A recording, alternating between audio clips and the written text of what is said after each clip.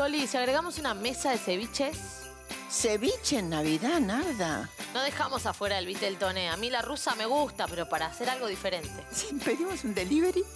Choli, el 24 no te atiende nadie el teléfono. Vamos a terminar en la cocina cocinando. Cocinando, mucho, poco, como... pero algo haces. Por supuesto que sí. ¿Y vos qué vas a hacer? Yo voy a hacer el pavo tradicional. Choli y Narda juntas en el especial Navidad Utilísima. Mañana a las 22 por Utilísima.